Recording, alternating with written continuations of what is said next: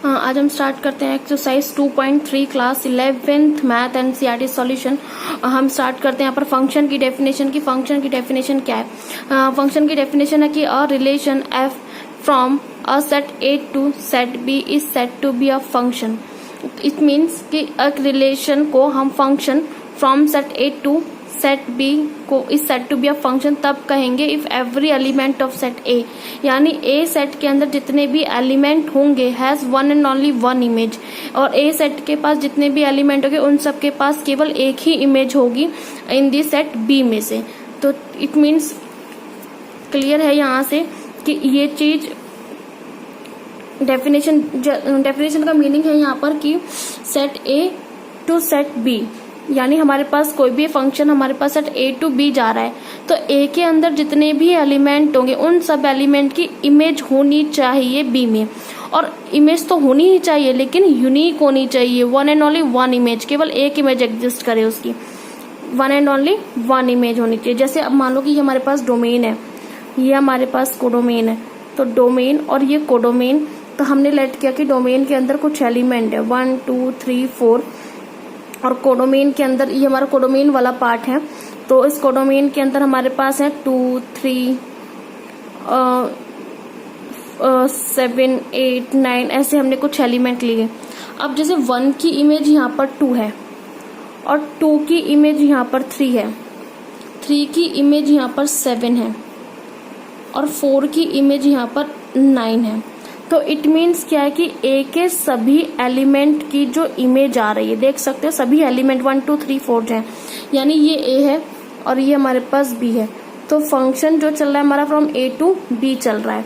तो यानी 1 के एलिमेंट की इमेज है यहाँ पर, 2 के एलिमेंट की इमेज है, 3 के एलिमेंट की इमेज है, 4 के एलिमेंट की इमेज है। इट मीन्स ये है कि सेट ए में जितने भी एलिमेंट हैं सभी के एलिमेंट की इमेज आ रही है और देख सकते हो सबकी one and only one image है। 1 के पास 2 एक इमेज है, 2 के पास 3, 3 के पास 7, 4 के पास 9। ऐसा नहीं है कि 1 के पास 2 इमेज भी है और 1 के पास 3 इमेज भी है, यानी 1 के पास 3 इमेज भी है। तो इसलिए ठीक है ना, यहाँ पर हम देख सकते हैं कि एक एलिमेंट के पास एक ही इमेज है, तो हम कह सकते हैं कि ये जो फंक्शन, ये जो रिलेशन हमारा जा रहा है वो कैसा है, फंक्शन है। यानी मैं इसको शॉर्ट में लिखा है, हम इसको ऐसे भी हम इसको कम्प्लीटली लिख देते हैं ना, फंक्शन। अब जैसे हमने एक लिया, हमने एक यहाँ पर हमने डोमेन कोडोमेन लिया। अब देखो वही 1 2 3 4 मैंने यहाँ लिया, यहाँ पर 2 4 6 8 और 10 है। अब 1 की इमेज यहाँ पर 2 है, 2 की इमेज यहाँ पर 4 है, 3 की इमेज यहाँ 6 है और 4 की इमेज भी यहाँ पर 6 है। हमने ये लेट कर लिया। अब देखो देख सकते हैं कि ये जो ए है सेट और ये जो हमारे पास बी है, अब ए के अंदर जितने भी एलिमेंट हैं उन सभी एलिमेंट की इमेज होनी चाहिए। तो देख सकते हो 1 की भी आ रही है, 2 की भी इमेज है, 3 की भी इमेज है और 4 की भी इमेज है और one and only one image होनी चाहिए। तो देख सकते हो 1 की 2 है तो 1 की और अदर इमेज नहीं है, बिल्कुल करेक्ट। 2 की इमेज 4 है तो 2 की और कोई इमेज नहीं है, जी नहीं, बिल्कुल करेक्ट। 3 के पास 6 इमेज है, 3 के पास और कोई अदर इमेज नहीं है, 4 के पास 6 है और कोई अदर नहीं। मतलब ये है कि सेट ए के अंदर जितने भी एलिमेंट है सबकी one and only one image है और सभी एलिमेंट की one and only one image आ रही है। तो इसलिए हम कह सकते हैं कि ये रिलेशन जो होगा ये हम इसको कहेंगे फंक्शन कहेंगे। लेकिन जैसे हम लेट कर लेते कि हमारे पास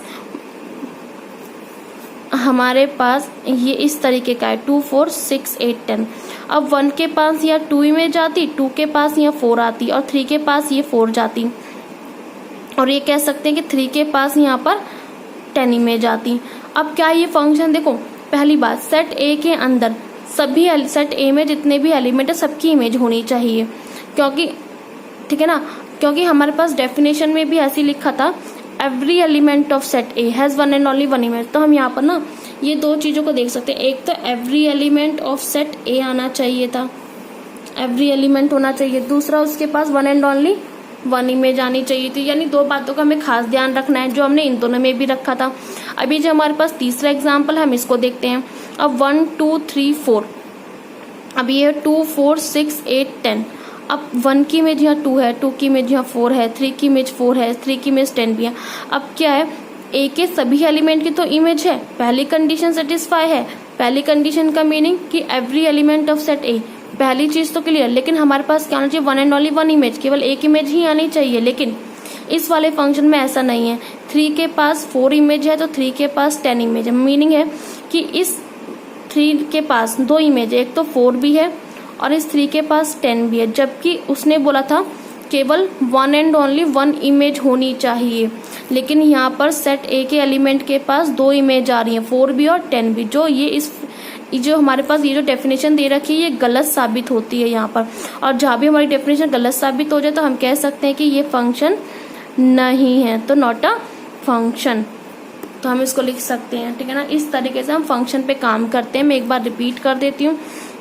A relation function from a set A to a set B is said to be a function if every element of set A has one and only one image in set B।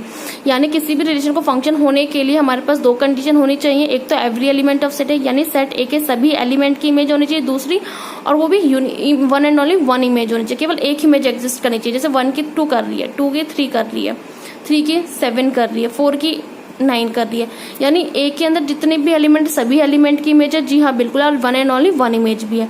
ऐसे ही मैंने यहाँ लिया था कि यहाँ पर भी सभी एलिमेंट की इमेज थी, लेकिन यहाँ पर क्या था, यहाँ पर एक तो सभी एलिमेंट की इमेज नहीं बन रही थी क्योंकि 1 की इमेज थी, 2 की थी, 3 की भी थी, लेकिन 4 की नहीं थी। एक तो हमारे पास इसकी इमेज नहीं थी, तो इसलिए एक तो यहाँ से फंक्शन नहीं होता क्योंकि हमें एवरी एलिमेंट की चाहिए थी, जबकि 4 तो एक का एलिमेंट है लेकिन इसकी इमेज आ नहीं रही है। जो एक तो ये वाला पार्ट भी डेफिनेशन गलत साबित करता है। दूसरा कि केवल one and only one image होनी चाहिए, लेकिन 3 के पास तो 2 इमेज है, लेकिन डेफिनेशन कहती है one and only one image, लेकिन यहाँ पर 2 आ जाती है, तो इस वजह से ये डेफिनेशन भी गलत साबित हो कर देती है। तो यानी ये वाला एग्जाम्पल हमारे डेफिनेशन को 2 तरीके से गलत साबित करता है, तो हम कह सकते हैं कि ये फंक्शन नहीं है। तो हम स्टार्ट करते हैं एक्सरसाइज का क्वेश्चन नंबर 1। अब उसने ना यही बोला था, which of the following relation are function, give reason if it a function determines domain and range. हाँ, और डोमेन और रेंज की अगर मैं बताऊं तो ये वाला पार्ट हमारा डोमेन है और ये हमारा पार्ट पूरा कोडोमेन होता है। रेंज वो होती है जिसकी इमेज एग्जिस्ट करती है, प्री इमेज। जैसे 2 की यहाँ पर इमेज है प्री 1, 3 की इमेज है यहाँ पर प्री इमेज 2, 7 की प्री इमेज 3 है और 9 की प्री इमेज 4 है। मतलब जो रेंज में आएंगे वो हमारे पास 2, 3, 7, 9 होंगे। ये 8 हमारी रेंज में नहीं आएगा क्योंकि 8 की यहाँ पर प्री इमेज एग्जिस्ट नहीं करती है। और कोडोमेन में क्या होगा, कोडोमेन में हमारे पास ये पूरा नंबर इसमें जो जितने भी एलिमेंट है सभी आएंगे। जैसे 2, 3, 7, 8, 9, मतलब 8 भी इंक्लूड होगा। 8 यहाँ इंक्लूड है लेकिन यहाँ नहीं है। 8 रेंज में इंक्लूड क्यों नहीं है, क्योंकि 8 की यहाँ प्री इमेज नहीं है इसलिए वो रेंज में नहीं आ रहा, लेकिन वो इस पूरे में एग्जिस्ट करता है इसलिए वो कोडोमेन में आ रहा है। और अगर वो पूछे कि डोमेन क्या है, अगर हम डोमेन निकाले, डोमेन हमारे पास ये पूरा पार्ट आता है 1, 2, 3, 4। क्लियर है ना, तो कितना आ जाएगा 1, 2, 3, 4 आ जाएगा। तो ये हमारे पास डोमेन, रेंज और कोडोमेन है। सेम इसी तरीके से मैं इस वाले क्वेश्चन को देखूं तो ये क्या है हमारे पास, उसने बोला है कि विच ऑफ द फॉलोइंग रिलेशन और फंक्शन। एक तो हमें ये बताना है कि कौन सा रिलेशन इसके अंदर फंक्शन है। 3 पार्ट है, एक ये पार्ट, एक ये पार्ट और एक ये पार्ट। अब इन तीनों को देख के बताना है कि कौन सा फंक्शन है। गिव रीजन, और रीजन भी देना है इफ इट अ फंक्शन। अगर ये एग्जाम्पल जो है तीनों अगर ये फंक्शन हुए तो रीजन देना है। और रीजन के बाद हमें क्या फाइंड करना है, हमें तो डोमेन भी निकालना है और हमें रेंज भी निकालना है। डोमेन और रेंज दोनों फाइंड करने हैं, तो डोमेन और रेंज निकालना है। क्लियर। तब देखो 2, 1, 5, 1, 8, 1, यानी 2 की इमेज यहाँ 1 है, 5 की इमेज 1 है, 8 की इमेज 1 है, 11 की इमेज 1, 14 की 1, 17 की 1। अगर इसको हम अपना एरो डायग्राम से समझे तो एरो डायग्राम से अगर हम इसे समझे तो हम कैसे समझेंगे, हाँ यहाँ पर देखते हैं। देखो 2 की इमेज यहाँ पर कितनी आ रही है, 2 की इमेज 1 है, 5 की इमेज यहाँ पर कितनी है 1, वहां पर 8 की इमेज कितनी है 1। यानी मतलब हम डायग्राम को ऐसे बना सकते हैं 2, 5, 8, 11, 14, थोड़ा सा बाहर चला गया ये 17 और यहाँ 1। मतलब 2 की इमेज भी 1 है, 5 की इमेज भी 1 है, 8 की इमेज भी 1 है, 11 की इमेज 1 है, 14 की इमेज 1 है, 17 की इमेज 1 है। ये हमारा फर्स्ट एग्जाम्पल है। मीनिंग है कि देख सकते हो कि अगर ये सेट ए है, ये सेट बी है, तो सेट ए के जितने भी एलिमेंट हैं, इन सब के एलिमेंट की इमेज आ रही है। देख सकते हैं इन सब के एलिमेंट की इमेज आ रही है, सभी एलिमेंट की। तो यानी मेरे पास ये दो कंडीशन थी, तो एवरी एलिमेंट के वन एंड ओनली वन की। तो देख सकते हो एवरी एलिमेंट की कंडीशन सेटिस्फाई है। दूसरा क्या आना चाहिए, one and only one image आना चाहिए। देख सकते हो 2 के पास one and only one image, 5 के पास भी 1 है, 8 के पास भी 1 है, 11, यानी सभी एलिमेंट के पास एक one and only one image आ रही है। तो हम ये कह सकते हैं कि ये फंक्शन है। अगर यहाँ 2 होता और 2 की यहाँ पर 2 भी इमेज आ जाती, तो हम देख सकते थे 2 की 1 भी इमेज है और 2 की 2 भी इमेज है, तो हम कह सकते थे कि ये फंक्शन नहीं है, क्योंकि एक डोमेन के एलिमेंट पे 2 इमेज एग्जिस्ट नहीं कर सकती। ठीक है ना, एक डोमेन पे 2 एलिमेंट एग्जिस्ट नहीं कर सकती। तो इसलिए हमें डोमेन पे सिर्फ एक एलिमेंट एग्जिस्ट करेगा, एक इमेज एग्जिस्ट करेगी। लेकिन सभी हम ये कह सकते हैं डोमेन के सभी एलिमेंट की इमेज एक हो सकती है, लेकिन एक डोमेन एलिमेंट की 2 इमेज नहीं आ सकती। क्लियर यहाँ तक? तो इसलिए हम यहाँ पर देख सकते हैं 2, 5, 8, 11, 14, 17 सभी की एलिमेंट की इमेज एग्जिस्ट कर रही है, और वो भी one and only one image है। तो हम कह सकते हैं कि वो फंक्शन है।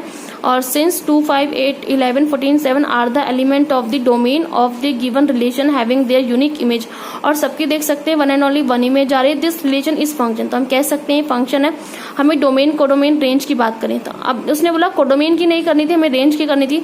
तो देख सकते हो ये जो फर्स्ट एलिमेंट होते हैं इन ऑर्डर्ड पेयर के, ये जो हमारे पास है ये डोमेन होते हैं। तो 2, 5, 8, 11, 14, 17 ये हमारे पास डोमेन है। डी मतलब डोमेन बताया गया है यहाँ पर, और जब मैं आर लिखूंगी वहाँ रेंज होगा। और देख सकते हो सभी की ये जो पीछे वाले होते हैं ये रेंज में आते हैं। तो सबकी पीछे की क्या है हमारे पास इमेज क्या आ रही है हमारे पास यहाँ पर सभी एलिमेंट की 1, तो इसलिए वो किस में चली जाएगी, रेंज में चली जाएगी। सेम आप इसी तरीके से आप इसको देख सकते हैं। तो जैसे मैं यहाँ पर एक एरो डायग्राम बनाऊं, ठीक है ना, तो यहाँ पर क्या है 2, 4, 6, 8, 10, 12 और 14। तो 2 की इमेज यहाँ पर 1 है, 4 की इमेज यहाँ पर 2 है, 6 की इमेज यहाँ 3 है, 8 की इमेज 4, 10 की इमेज 5 है यहाँ, 12 की इमेज 6, 14 की 7। तो देख सकते हो ये ए सेट है, ये बी है, तो ए के सभी एलिमेंट की इमेज है, बिल्कुल है, और सभी की one and only one image है। तो यानी ये फंक्शन की दोनों कंडीशन को सेटिस्फाई कर रहे हैं। तो हम ये कह सकते हैं कि ये जो हमारे पास एग्जाम्पल है वो फंक्शन है। तो इसलिए हमने इसका डोमेन भी लिख रखा है, रेंज भी। तो देख सकते हो फर्स्ट जो एलिमेंट होगा ऑर्डर पेयर का, यानी 2, 4, यहाँ से 6, 8, 10, 12, 14 ये सारे के सारे डोमेन में आएंगे, और जो पीछे वाले होंगे इमेज जो होगी, इमेज जो होती है वो रेंज होती है 1, 2, 3, 4, 5, 6, 7। तो ये हमारे पास रेंज में आ जाएंगे। मेरे पास जो नेक्स्ट एग्जांपल है वो है कि 1, 3, 1, 5, 2, 5। तो अब 1, 3, 1, 5, 2, 5 मुझे अब ये बताना है कि रिलेशन है या नहीं। अब देखो अगर मैं इसको एरो डायग्राम से आपको समझाऊं यहाँ पर कि ये 1, 2 और यहाँ पर है 3, 5। अब उसने बोला है कि 1 की इमेज यहाँ पर 3 है और 1 की इमेज यहाँ पर 5 है और 2 की इमेज यहाँ पर 5 है। तो देख सकते हो कि 1 की ना 2 बार इमेज आ रही है, 1 की 3 भी आ रही है और 1 की 5 भी आ रही है, जबकि डोमेन पर एक ही इमेज आनी चाहिए थी। ठीक है ना, डोमेन के एक एलिमेंट में एक ही मतलब एक इमेज आनी चाहिए थी, यानी 1 पे अगर 3 है तो 3 ही रहेगी, अदर इमेज नहीं आ सकती सेम एलिमेंट डोमेन के एलिमेंट पर। तो यहाँ पर देखा हमने कि 2 आ रही हैं, इसलिए ये फंक्शन नहीं होगा। तो हम यहाँ पर लिखा कि 1 कॉरेस्पॉन्डेंस 2 डिफरेंट इमेज, जो 1 एलिमेंट है उसके कॉरेस्पॉन्डेंट 2 इमेज डिफरेंट आ रही थी, 3 भी आ रही थी 5 भी, देख सकते हो कि 3 भी आ रही थी और इसके अकॉर्डिंग 5 भी आ रही थी। सो relation is not a function, क्योंकि इसलिए ये फंक्शन नहीं है। और फंक्शन क्यों नहीं है, क्योंकि ये फंक्शन की डेफिनेशन गलत प्रूफ करता है, जबकि हमारे पास डोमेन के एलिमेंट पर एक ही इमेज आनी चाहिए थी, जबकि यहाँ पर कितनी आ रही है, 2 आ रही हैं, इस वजह से ये फंक्शन नहीं है। क्लियर यहाँ तक। उसके बाद हम स्टार्ट करते हैं यहाँ पर question number 3, question number 2 last में स्टार्ट करेंगे। सेकंड हम स्टार्ट करते हैं क्वेश्चन नंबर 3। ये बहुत ही आसान क्वेश्चन है। हमें क्या फाइंड करना है कि a function is defined by f(x = 2x - 5)। अब क्या है, 2x - 5 है, write down the value of. अब उसने बोला है कि हमें फंक्शन गिवन है, फंक्शन हमें गिवन है ये f x is equal to 2x minus 5। हमें फाइंड करना है f0, f7, f माइनस 3। कैसे फाइंड करेंगे? तो देखो अब मैंने क्या लिखा है, मैंने ये वाला फंक्शन यहाँ लिखा f x is equal to 2x minus 5। हमें फाइंड करना है f0। अगर मैं इस एफ एक्स को इससे कंपेयर करूं तो देख सकते हैं f की जगह f है लेकिन x की जगह क्या रहा है 0। तो इसका मीनिंग कहने का ये है कि इस फंक्शन में जहां जहां x है, जहां जहां x है वहां पर हमें क्या पुट करना है? 0 पुट करना है। तो क्या किया हमने 2 इंटू में x की जगह हमने 0 पुट किया, माइनस में 5 इक्वल्स टू, जब आप इसको सॉल्व करोगे तो कितना आ जाएगा? -5। ऐसी f7 जब आप इस पूरे पार्ट को और इस पूरे पार्ट को कंपेयर करोगे तो x की जगह क्या आ रहा है? 7 आ रहा है। तो इस पूरे फंक्शन में जहां जहां x है आप 7 पुट करो तो 2 इंटू 7, ये डॉट जो है वो यहाँ पर इंटू का रोल निभा रहा है, तो ये इंटू माना जाएगा। तो 2 इंटू 7 यानी 14 माइनस 5 9। ऐसी f माइनस 3 आप इसको इससे कंपेयर कीजिए, f की जगह f, x की जगह क्या आ जाएगा? -3। सेम इसी तरीके से आप x की जगह -3 रख के सॉल्व करें तो -11 आ जाएगा। तो इस तरीके से ये तीनों वैल्यूज आपकी फाइंड हो जाएंगी। आपने क्लास 10th में भी जैसे पॉलिनोमियल फंक्शन में किया होगा कि p0 p1 हम लोग फाइंड करते थे, यहाँ पर p0 p1 ऐसे हम लोग फाइंड करते थे और पॉलिनोमियल फंक्शन हमें गिवन हो जाता था। इसी तरीके से हमें काम करना है, फंक्शन गिवन है और ये वैल्यू फाइंड करनी है। सेम इसी तरीके से हमें क्वेश्चन नंबर 4 में दे रखा है the function t which map temperature in degree Celsius into temperature in degree Fahrenheit is defined by the. उसने क्या बोला है कि हमें function T which maps temperature in degree Celsius. तो हमारे पास फंक्शन टेम्परेचर है वो इन डिग्री सेल्सियस में है इनटू टेम्परेचर डिग्री फ़ारेनहाइट, ठीक है ना। तो इज डिफाइंड बाय द, तो हमें फंक्शन ही टेम्परेचर वाला गिवन है, हमें क्या फाइंड करना है? T0, T28 और T-10 निकालना है। T0 फाइंड करना। अगर मैं इस वाले पार्ट को इससे कंपेयर करूं, जैसे हम लोग लास्ट क्वेश्चन में करके आए थे, T की जगह T है लेकिन C की जगह क्या रहा है? 0। तो इस पूरे फंक्शन में जहां जहां आपको C दिख रहा है वहां क्या पुट करना है? 0। ये टेम्परेचर वाला टेम्परेचर इन डिग्री सेल्सियस हमने यहाँ पर लिखा और हमने C की जगह क्या पुट किया? 0। तो 9 इंटू 0 अपॉन में 5 प्लस 32। अब इसको सॉल्व कर लेना तो कितना आ जाएगा? 32 आ जाएगा। सेम हमें क्या फाइंड करना है? T28 फाइंड करना है। तो इस फंक्शन में जहां जहां T28 निकालना है, या तो आप सबसे इजी रहता है कि आपको कंपेयर करना, जैसे T की T से कंपेयर किया तो T की जगह T है लेकिन C की जगह क्या रहा है? 28। तो इस वाले फंक्शन में जहां जहां C होगा वहां वहां आपको क्या पुट करना है? 28 पुट करना है। अब आप क्या करोगे? इससे इसकी मल्टीप्लाई की करोगे, ये टर्म आएगी और यानी आप इस पार्ट को पूरे को एलसीएम लेके सॉल्व कर दीजिए, आपका ये निकल आएगा। फिर आपको क्या फाइंड करना है? T-10 निकालना है। जब आप T-10 निकालेंगे, आप T-10 निकालेंगे तो उस फंक्शन में जहां जहां C है वो -10 रख के सॉल्व कर दीजिएगा, कितना आ जाएगा? 14 आ जाएगा। फिर उसने ना नेक्स्ट पार्ट में बोला था, उसने यहाँ नेक्स्ट पार्ट में बोला था the value of C when TC is equal to 212। यानी हमें ना इस C की ना वैल्यू निकालनी है, इस C की वैल्यू निकालनी है। और जबकि इस TC यानी टेम्परेचर वाला जो की वैल्यू जो दे रखी है वो पूरी 212 दे रखी है, यानी इसकी जगह तो हम 212 रखेंगे और उसके बाद हम सॉल्व करेंगे। तो यानी देख सकते हो मेरे पास ये फंक्शन गिवन था, मैंने इसकी जगह क्या रखा? 212 रखा और 9C/5 plus 32 as it is रहा है। प्लस का 32 उधर जाके किसका हो गया? माइनस का। तो देख सकते हो 212 माइनस 32 और ये जो था अपनी जगह पे एज इट इज पॉजिटिव रहा। अब ये एज इट इज रहा, इससे इसको माइनस किया तो कितना गया? 180 आ गया। अब हमने क्या किया? इसको क्रॉस मल्टीप्लाई करके आप लोग सॉल्व कर सकते हैं। तो 9C 1 9C हो जाएगा, 180 की किससे मल्टीप्लाई हो जाएगा? 5 से। 180 को मल्टीप्लाई कर दीजिए 5 से, जो भी आया, और ये जो 9 जो मल्टीपल में है किस में आ जाएगा? डिवाइड में। देन आप जैसे इसको कैंसिल करोगे 9 2 18 और 0 पे तो कितना आ जाएगा? 20 इंटू 5 100। तो यानी C की जो वैल्यू आई वो कितनी? 100 आई। लेकिन कब आई? जब आपने इसकी वैल्यू क्या रखी थी? 212 रखी थी। अब हम बात करते हैं क्वेश्चन नंबर 2 पर। ये हमारे पास मेन क्वेश्चन है, ये इंपॉर्टेंट भी है इस एक्सरसाइज के। तो हम स्टार्ट करते हैं। क्वेश्चन नंबर 2 के 2 पार्ट दे रखे हैं, एक तो function equal to minus modulus x दे रखा है और ये दे रखा है। पहली बात ये देखो कि ये जो चीज होती है, ये जो पार्ट होता है हमारे पास, ये जो साइन होता है ये मॉडुलस का साइन, इसे कहते हैं मॉडुलस। ये हमारे पास मॉडुलस का साइन होता है और मॉडुलस का जो साइन होता है उसका काम क्या होता है? उसका काम होता है कि आपके पास इसके अंदर कोई भी नेगेटिव अगर वैल्यू है वो नेगेटिव वैल्यू बाहर आके क्या बना देती है? पॉजिटिव बना देती है। अगर कोई पॉजिटिव है तो पॉजिटिव ही रहेगी, ठीक है ना। यानी नेगेटिव वैल्यू बाहर आके क्या बनती है? पॉजिटिव बनती है। तो मॉडुलस का काम ये होता है कि नेगेटिव वैल्यू को पॉजिटिव बना देना, पॉजिटिव तो पॉजिटिव ही रहती है, क्लियर है ना। मैं इस मॉडुलस का जो पूरा ग्राफ है मैं उसको एक नेक्स्ट वीडियो में अलग से अपलोड करूंगी। तो मैंने सिर्फ इतना ही इसको अभी डिफाइन कर रही हूँ इस मॉडुलस को, कि ये मॉडुलस, ये साइन मॉडुलस का होता है और मॉडुलस का काम होता है कि नेगेटिव वैल्यूज को पॉजिटिव बना देना, और पॉजिटिव तो पॉजिटिव ही रहती हैं। दूसरी बात, ये जो मॉडुलस होता है, ये जो मॉडुलस होता है, फंक्शन मॉडुलस है, हम इसको एक तरीके से लिख सकते हैं, इस तरीके से कि जब मॉडुलस एक्स को हम एक्स लिखेंगे, और जब लिखते हैं जब x जो होगा हमारे पास 0 से बड़ा होगा और 0 के बराबर होगा। और इसको माइनस एक्स कब लिखेंगे, जब ये जो हमारा जो x की वैल्यू वो 0 से छोटी होगी। तो देख सकते हो हम माइनस यानी नेगेटिव नंबर कब आते हैं, जब 0 से छोटे जितने भी होते हैं सारे नेगेटिव होते हैं, और पॉजिटिव यानी ये पॉजिटिव x ही तो है, और पॉजिटिव नंबर कब आते हैं, जब या तो वो 0 से बड़ा होगा या 0 का। 0 नाइदर नेगेटिव नॉर पॉजिटिव होता है, लेकिन वो इसमें ही काउंट होगा।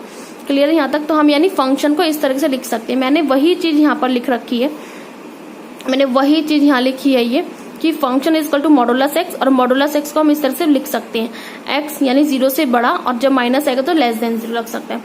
अब काम तो हमें था माइनस मॉडुलस एक्स पर, और यहाँ तो सिर्फ मैंने मॉडुलस की बात करी। तो मैंने क्या किया कि इस माइनस को इसके आगे ना माइनस लगाया। जब मैं यहाँ माइनस लगाऊंगी तो यहाँ भी तो चेंज होंगे साइन, तो इसलिए मैंने यहाँ माइनस लगाया, और यहाँ माइनस लगने से ये तो नेगेटिव बना और ये पॉजिटिव बना।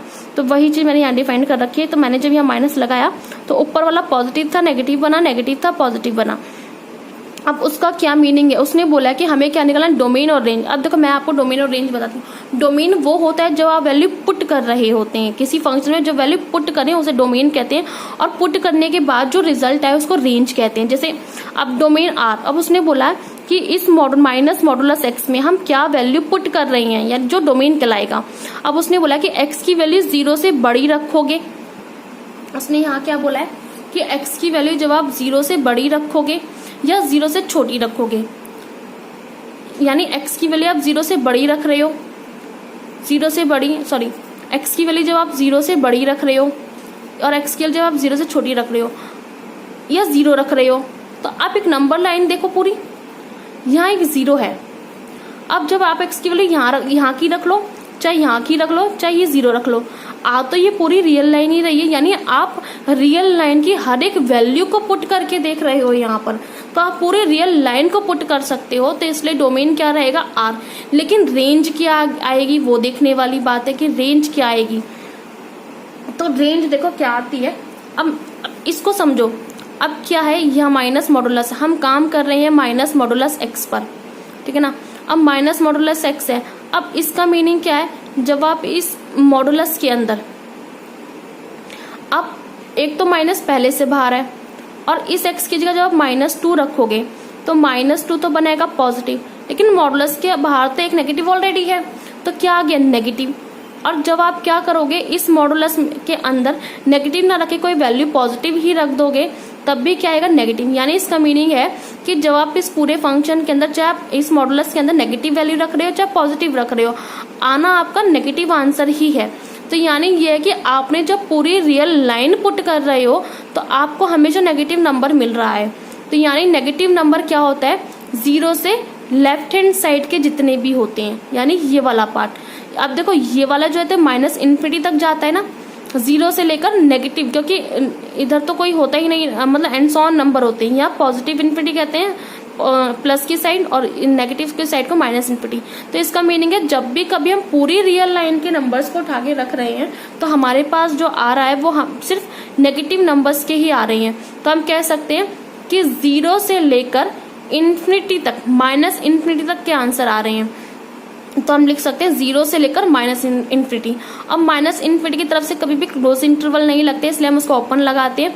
और यहाँ ना 0 भी इंक्लूड हो रहा था, यानी इट मीन्स क्या है कि जब आप इस मॉडुलस के अंदर आप 0 भी रखोगे तो वो 0 ही रहेगा। तो अब 0 तो ना तो नेगेटिव होता ना पॉजिटिव होता, तो 0 ही रहेगा। तो इसलिए वो 0 आ रहा है इसके अंदर, इसलिए उसकी तरफ से क्या लगा है, क्लोज इंटरवल लगा है। क्लियर यहाँ तक। तो अब ये था हमारे पास डोमेन और रेंज। तो यानी डोमेन आप पूरी रियल लाइन रख रहे थे, इसलिए रियल लाइन हमारे पास डोमेन थी। रेंज जब पूरी रियल लाइन रखने के, रियल लाइन का कोई भी नंबर उठा के रख रहे थे यहाँ पर, तो आपको हमेशा नेगेटिव मिल रहा था। इस और नेगेटिव कहाँ से कहाँ तक लाइन लाई करता है, यहाँ पर लाई करता है कि 0 से लेफ्ट हैंड साइड की तरफ, क्लियर यहाँ तक। और लेफ्ट हैंड साइड पे सारे नंबर नेगेटिव होते हैं और माइनस इन्फिनिटी होते हैं, तो इसलिए माइनस इन्फिनिटी 0 लगा। और ये भी मैंने बता दिया क्लोज और ओपन का क्या सिस्टम है। यहाँ से इन्फिनिटी की तरफ से कभी क्लोज नहीं लगता, वो ओपन लगता है, और 0 इंक्लूड था उसको हम इसलिए क्लोज लगा सकते हैं। इसको हम इस तरीके से भी लिख सकते हैं कि रियल लाइन पर सारे वैल्यूज जो आती वो नेगेटिव थी, इसलिए वो आर नेगेटिव लगा, और यूनियन क्योंकि 0 भी इंक्लूड था। यानी इसको हम 2 तरीके से लिख सकते हैं। अब बात करते हैं अपने नेक्स्ट क्वेश्चन की, function is equal to √9 minus x square का। अब देखो √9 माइनस एक्स स्क्वायर का क्या सिस्टम है। अब √9 माइनस एक्स स्क्वायर, जैसे आपने क्लास 10th में रूट वाली चीजें पढ़ी थी, अब रूट वाली क्या चीजें थी, अब मैं आपको रूट वाली चीज बताऊं। अब रूट का क्या सिस्टम था, जब आप रूट जो नेगेटिव आ जाता था, यानी जब आप b² माइनस 4ac निकालते थे, अब वो 0 से छोटा आ जाए तो आप कहते थे कि उसके जो रूट होंगे वो एग्जिस्ट नहीं करते थे। वो क्यों नहीं करते थे, क्योंकि रूट के अंदर जो थे वो नेगेटिव वैल्यूज आ जाती थी, और रूट के अंदर जब वो नेगेटिव वैल्यूज आ जाती हैं तो हम उसको सॉल्व नहीं करते। क्यों, क्योंकि वो ना हमारे कॉम्प्लेक्स नंबर में चला जाता था, और हम बात करते थे रियल नंबर की। क्लास 10th में हमने बात करी है ओनली रियल नंबर पे, और रूट नेगेटिव का मतलब है कॉम्प्लेक्स में चला जाना। जब भी कभी रूट के अंदर नेगेटिव आ जाए तो इसका मीनिंग वो कॉम्प्लेक्स के अंदर चला जाता है। क्लास 10th में हमने बात करी ओनली रियल की, इस वजह से हम उसकी वहां पर बात नहीं करते थे, उसको हम ये कह के छोड़ देते इसके रूट एग्जिस्ट नहीं करेंगे। लेकिन अभी हमें वही बात करनी है, ठीक है ना, उसके बारे में ही हम थोड़ा सा डिस्कस करते हैं। देखो अब मुझे ना इसकी डोमेन और रेंज के बारे में बात करनी थी। अब √9 माइनस एक्स स्क्वायर है, देखो अब मुझे अगर रूट के अंदर नेगेटिव नहीं चाहिए, अगर रूट के अंदर नेगेटिव नहीं चाहिए तो इसका मीनिंग है जो रूट के अंदर जो वैल्यू है 9 माइनस एक्स स्क्वायर, उसको क्या होना पड़ेगा, पूरा पॉजिटिव होना पड़ेगा, इस तरीके से, ठीक है ना। तो रूट के अंदर इसको हम कैंसिल आउट कर सकते हैं इस स्टेप को। अगर रूट के अंदर नेगेटिव वैल्यू नहीं चाहिए, यानी अगर नेगेटिव आ गई तो कॉम्प्लेक्स जाएगा, इसलिए हमें कॉम्प्लेक्स में नहीं चाहिए। तो कॉम्प्लेक्स में ना लाने के लिए क्या करना होगा, 9 माइनस एक्स स्क्वायर को क्या आना पड़ेगा, पॉजिटिव आना पड़ेगा, यानी 0 के बराबर आ सकते हैं या 0 से बड़ा आ सकते हैं। अब क्या मीनिंग है कि अब मुझे क्या चाहिए, एक्स स्क्वायर की वैल्यू का पता कर रहे हैं, तो क्या करेंगे, माइनस एक्स स्क्वायर को रिमूव करेंगे, दोनों तरफ प्लस एक्स स्क्वायर को ऐड करेंगे, यहाँ भी प्लस एक्स स्क्वायर को ऐड करेंगे और यहाँ भी ऐड करेंगे। जैसे मैंने दोनों साइड ऐड किया तो ये हो गया, इस माइनस से ये प्लस का कैंसिल आउट हो गया तो हमारे पास ये टर्म रह गई। अब मैं इसको इस तरीके से तो लिख ही सकती हूँ सॉल्व करके, 9 जो है वो ग्रेटर देन इक्वल टू है एक्स स्क्वायर के। अब मैं जब इसको सॉल्व करूँ तो इस तरह से लिख ही सकती हूँ, क्योंकि अब इसको रूट को खोलोगे तो -3 यानी आपको पता ना x square is equal to 9 जो आप सॉल्व करते तो प्लस -3 आता है, तो बस एक्स की वैल्यू कहाँ से कहाँ तक लाई कर जाएगी, -3 से लेकर 3 तक। तो अब देखो जब आप पुट कर रहे हो तो वो डोमेन है, तो जब आप यहाँ x की वैल्यू पुट करोगे तो वो डोमेन रहेगा। तो अब उसने एक लिमिट बता दी कि x की जो वैल्यू होगी वो -3 से लेकर 3 तक लाई करेगी, तो आपको डोमेन मिल गया, क्योंकि आपको यहाँ पर x की वैल्यू पुट करनी है, और वो पुट करनी है जिससे आपका रूट सेटिस्फाई हो जाए। अब रूट सेटिस्फाई होने के लिए क्या करना होगा कि x की वो वैल्यू ढूंढनी पड़ेगी जिससे हमारा रूट नेगेटिव ना आए। तो कौन कौन सी वैल्यू, -3 से लेकर 3 तक वो वैल्यूज हैं जिसपे हमारा रूट हमेशा पॉजिटिव रहेगा, अदरवाइज वो नेगेटिव आ जाएगा। तो इसलिए हमारे पास जो डोमेन मिला -3 to 3 मिला। क्लियर यहाँ तक। अगर मैं इसको दोबारा से अगर मैं किसी और वे में अगर मैं बताना चाहूँ आपको, तो यहाँ मैं बता सकती हूँ कि देखो मुझे चाहिए कि 9 माइनस एक्स स्क्वायर क्या आना चाहिए, मैंने यहाँ बताया को पॉजिटिव आना चाहिए। तो अगर मैं इस वाले पार्ट से ना देखूं तो मैं अपनी तरफ से सोचूं कि अगर मैं यहाँ पर x की वैल्यू 1 पुट करूंगी, x की वैल्यू 1 पुट करी तो हम यहाँ लिखते चले जाएंगे। अगर मैं यहाँ x की वैल्यू 1 पुट करूंगी तो 1 का स्क्वायर 1 होगा और 9 माइनस 1 8 आ जाएगा, यानी पॉजिटिव रूट 8 आ गया। क्लियर, यानी 1 पे सेटिस्फाई है कि वैल्यू जो आ रही है इसकी पॉजिटिव आ रही है। अगर मैं यहाँ 2 पुट करूंगी तो 2 का स्क्वायर कितना होगा 4, तो 9 माइनस 4 कितना आ जाएगा √5। बिल्कुल जी, 1 और 2 पुट करने पर बिल्कुल सही है, तो यानी पॉजिटिव आ रही है। जब 3 पुट करोगे तो 9 माइनस 3 का स्क्वायर कितना, 9, तो यानी कितना आ जाएगा 0। तो यानी 3 पे भी ठीक है पॉजिटिव, 0 तो ना तो नेगेटिव होता है ना पॉजिटिव होता है, यानी हमारा फंक्शन डिफाइन हो सकता है।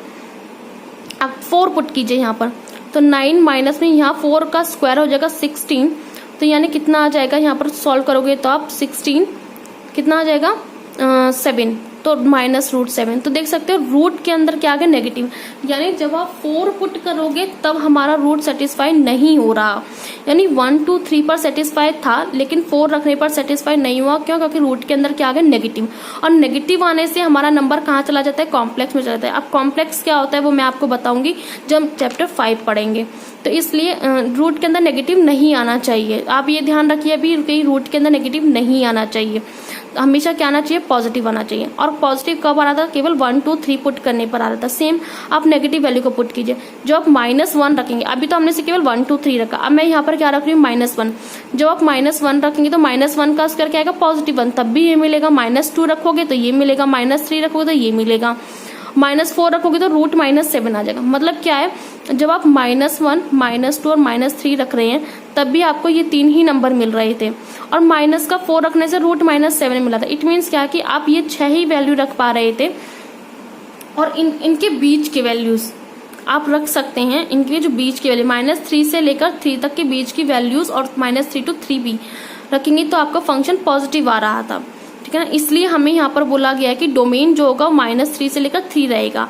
यानी आप देख सकते हो इक्वल का साइन भी इंक्लूड है, तो -3 और 3 भी आ रहे हैं, इसलिए क्लोज इंटरवल लगा है। तो यहाँ तक आपको बात समझ आई हो कि डोमेन की, कि डोमेन क्या है। अब हम बात करते हैं रेंज की, रेंज क्या है। अब आप देख सकते हो, अब आप ये देखना कि आप इसी में रेंज समझ सकते हो। कैसे, 1 2 3, जो आपने 1 2 3 और -1 -2 3 पुट किया, यानी हमारे पास लिमिट तो मिल ही गई थी कि हम x की वैल्यू -3 से 3 तक ही रख सकते हैं बस। तो हमने वो 6 वैल्यूज निकाली, और 6 वैल्यूज के बारे में पता किया कि √8 मिला, √5 मिला, रिजल्ट 0 मिला। अगर मैं √8 को सॉल्व करूं तो 2√2 आ जाएगा, यानी 2 पॉइंट समथिंग कुछ आ जाए। √5 को सॉल्व करोगे तो आपका कुछ 2 पॉइंट समथिंग ही आ जाए, और ये 0। तो मीनिंग जब आपने वैल्यू पुट करी तो आपकी जो वैल्यू है 0 से लेकर आगे तक जा रही थी, है ना। तो अब यहाँ देखते हैं कैसे रेंज निकालते हैं। अब रेंज निकालने के लिए क्या करना है कि fx को आप क्या लेट करोगे, y। रेंज निकालने के लिए आप fx को किसके बराबर लेट करोगे, y के। तो अब क्या करना है, fx की जगह y लिख दीजिए, और √9 - x एज इट इज रहने दीजिए। अब क्या करना है, मुझे ना ये रूट रिमूव करना है, और रूट रिमूव करने का सबसे बढ़िया तरीका होता है कि squaring on the both side कर दीजिए। जैसे आप स्क्वायर अप्लाई करेंगे दोनों साइड, तो क्या होगा, यहाँ स्क्वायर अप्लाई किया तो इस स्क्वायर से रूट कैंसिल हो जाएगा, और यहाँ वाई स्क्वायर। देखिए अब क्या है, आपने अभी तक क्या किया था, स्क्वायर से रूट कैंसिल आउट किया था, लेकिन ना स्क्वायर से root as it is cancel नहीं होता। स्क्वायर से रूट कैंसिल करने के लिए आप क्या करेंगे, 9 - x², जब आपने स्क्वायर अप्लाई किया तो आप ऐसे डायरेक्टली कैंसिल नहीं करेंगे। आप क्या करेंगे, ये जो 9 - x² के पास जो रूट है, पहले आप उसको हाफ बनाएंगे, उसके बाद स्क्वायर वहां पर तो ऑलरेडी था, उस 2 से वो 2 कैंसिल करेंगे, तब आपके पास वो रूट रिमूव हो जाएगा। इस तरीके से मैंने यहाँ डायरेक्टली कर रखा है, और मैंने आपको वहाँ करके भी बता दिया है। तो जैसे squaring on both side apply हुई, आपके पास ये आया, मुझे यहाँ से ना x की वैल्यू निकालनी है। अब क्या किया मैंने, ये जो माइनस का x² था उधर जाके पॉजिटिव हुआ, और प्लस का उधर जाके y नेगेटिव माइनस हो गया, y²।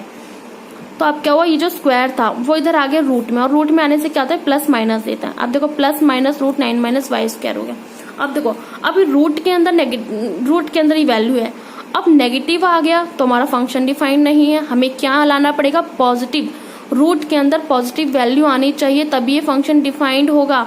अब देखो, मैं एक बात मानती हूँ, यहाँ पर एक बात लेके चलना है अपन, कि रूट के अंदर ये वैल्यू क्या होना चाहिए, पॉजिटिव। अब ये खुद सपोज करो, अगर ये पूरी वैल्यू पॉजिटिव है, अगर ये वैल्यू पॉजिटिव, तो ये पूरी वैल्यू पॉजिटिव, और ये पूरी वैल्यू पॉजिटिव आ गई, तो इसका मीनिंग y भी कैसा आ गया, पॉजिटिव। तो यहाँ पर ध्यान रखना, तो y कैसा आ जाएगा, पॉजिटिव आ जाएगा। यानी पॉजिटिव कब होता है, 0 से बड़ा। तो इस कंडीशन को ध्यान रखना, इंपॉर्टेंट कंडीशन है। इसको आप इक्वेशन भी लेट कर सकते हैं, कुछ भी इक्वेशन 1 2 3, इक्वेशन 1 लेट कर लीजिए, जो भी आप लेट करना चाहें, ठीक है ना।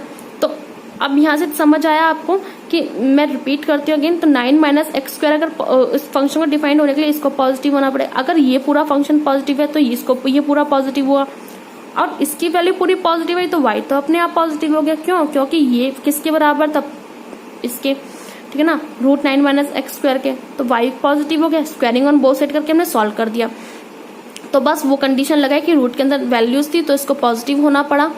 अब मुझे y की वैल्यू निकालनी, तो y हटाने के लिए, यहाँ से रिमूव करने के लिए इधर +y² ऐड किया, इधर भी +y² ऐड किया। अब क्या हुआ, इससे ये कैंसिल हो गया, ये आ गया। अब वही सिस्टम जैसे आपने यहाँ समझा था, जब आप इसको सॉल्व करोगे तो इसकी वैल्यू -3 to 3 आ जाएगी, है ना। -3 to 3 आ गई। अब देखो, अब ये ध्यान रखना, इस कंडीशन और इस कंडीशन को मैच करते हैं। उसने बोला कि y की वैल्यू को क्या होना चाहिए, 0 से बड़ा, यानी पॉजिटिव होना चाहिए। लेकिन y की वैल्यू कहाँ लाई कर रही है, नेगेटिव में भी लाई कर रही है और पॉजिटिव में भी लाई कर रही है।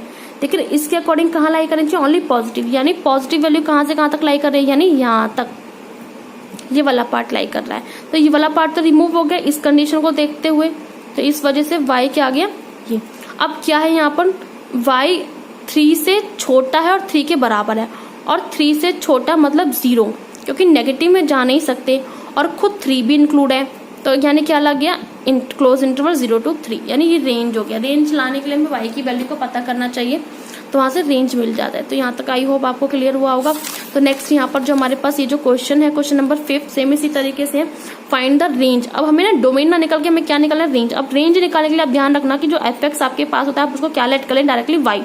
तो fx किसके बराबर लेट करना है, y के। अब fx यहाँ इसके बराबर भी है, तो इसकी जगह आप क्या लिख दीजिए, y। तो y बराबर 2 - 3x हो जाएगा। देखो यहाँ पर मैंने वही चीज लिखी है। अब क्या करना है, अब 2 - 3x, अब ये इस तरीके से आ गया। अब मुझे रेंज निकालने के लिए यहाँ से किसकी वैल्यू निकालनी है, पहले x की।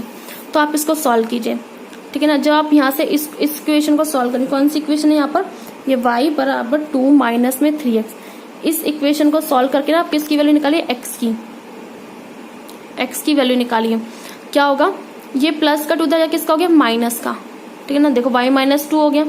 अब क्या है, माइनस का 3 कहाँ है, मल्टीप्लाई में कहाँ चला जाएगा, डिवाइड में। अब क्या है, ये जो माइनस का 3 है अब ऊपर ले जाइए, ये नेगेटिव y और ये पॉजिटिव 2, देख सकते हो आप यहाँ पर x। अब यहाँ से ध्यान से देखना, मैंने क्या किया, ये प्लस का 2 आगे लिख दिया, नेगेटिव वाली टर्म पीछे लिख दी, अपॉन में 3 एज इट इज चल रहा है, इक्वल्स टू x। अब एक कंडीशन है क्वेश्चन में यहाँ ऑलरेडी गिवन थी कि जो x है वो कहाँ बिलोंग कर रहा है, रियल नंबर में, और x कहाँ है, पॉजिटिव है।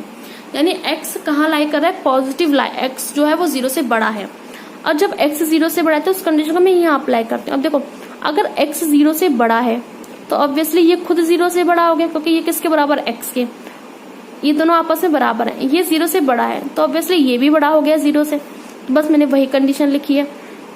अब क्या किया मैंने, इस 3 को यहाँ हम ये लेके जा सकते हैं 3 को, यानी अगर आप मल्टीप्लाई करें तो ये 0 हो जाएगा। तो हमारे पास क्या बचा, 2 - y, 2 माइनस, या फिर आप ऐसा कर सकते हैं कि इस 3 को रिमूव करना है, तो 3 को रिमूव करने के लिए आप क्या करें, 3 से मल्टीप्लाई करा दीजिए बोथ साइड।